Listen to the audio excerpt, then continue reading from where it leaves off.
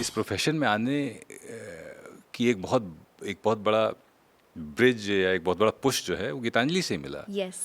क्योंकि मैंने 2006 में ये मुझे किसी ने कहा कि आपकी आवाज़ अच्छी है। मैंने कहा नहीं मैं गा नहीं पाता हूँ।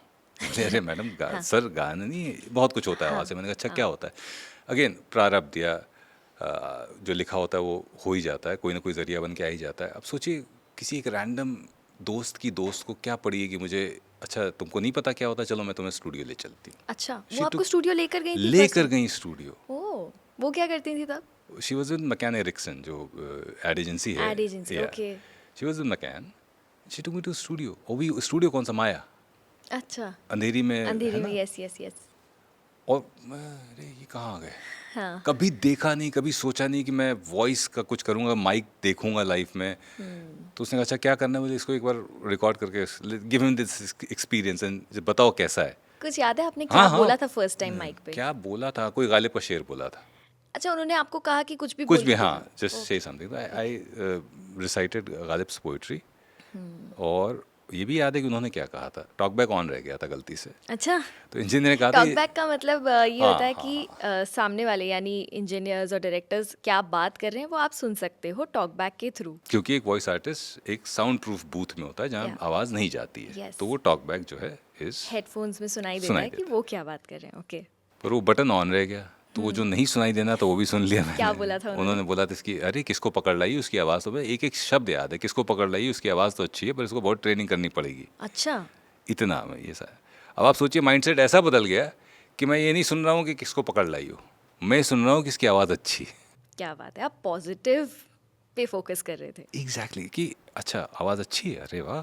आपने उस पे फोकस किया फोकस कि किया, इसकी आवाज़ अच्छी है। आवाज़ अच्छी है। अब मैं ट्रेनिंग, मैं अच्छा ठीक है ट्रेनिंग पता करी। तो दर्पण सर का शुगर मीडियास था उस समय भी था और वो ट्रेनिंग कराते थे, 3 महीने का कोर्स कराते थे। ओके।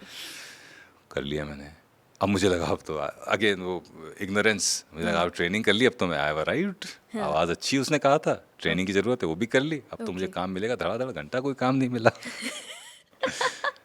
पर करते रहे वो FM में नौकरी करी, सेल्स में। अच्छा। बिग FM में नौकरी करी, सेल्स में गवर्नमेंट जॉब छोड़ दिया। ओके। सेल्स में नौकरी करी बिग FM में। अगेन वहाँ पर भी ऐसे लोग मिल गए जो मुझे इनकरेज करते थे। तो वहाँ पे इन हाउस जितने जिंगल्स बनते थे वो बोले इसकी आवाज़ ले लो। अच्छा, आप गाते भी हैं? नहीं, वॉइस ओवर्स। अच्छा, जिंगल्स की में voice voice over. Overs. Okay. तो थोड़ा प्रैक्टिस भी होने लगी, मज़ा आने लगा। और कैसे होते थे वो, कुछ याद है? नहीं अब बिल्कुल भी नहीं यार, मतलब वो जनरल जैसे होते थे। बट आई थिंक वहाँ से आपकी ट्रेनिंग होने ट्रेनिंग लग भी गई होगी माइक पर। बहुत बड़ी ट्रेनिंग माइक पे। वो experience and training both. both and my boss was so supportive, Arjun Singh बरन। बोले अच्छा ठीक है तुम एक काम करो, सेल्स में फ़र्क नहीं पड़ना चाहिए, 8-9 बजे तक काम करो, 9 बजे के बाद तुमको ये वाला स्टूडियो मैं दे देता हूँ, तुम Practice करो। हाँ I allow you to practice.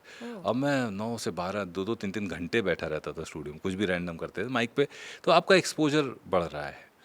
पर वो मुझे एक होता है ना करेज कि इस पैकेज को छोड़कर अब मैं फ्रीलांस वॉइसिंग हाउ में मच वर यू आऊँ। Earning at that time? उस समय कुछ 16-18 लाख का पैकेज था। I am talking about 2008। Okay.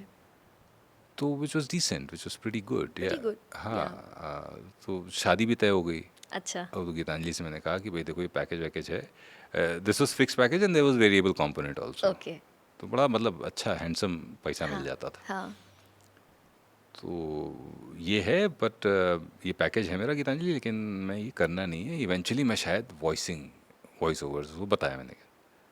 तो मैडम कहती हैं अरे तो अगर कुछ करना है तो अभी कर लो भाई, this is the best time, there is no responsibility. And she was also working at that time. She said कि विल फिगर आउट लाइफ। अब सोचिए शादी के 1 महीने पहले नौकरी छोड़ दी मैंने, बारात लेके गए तो मैं बेरोजगार था। ओह।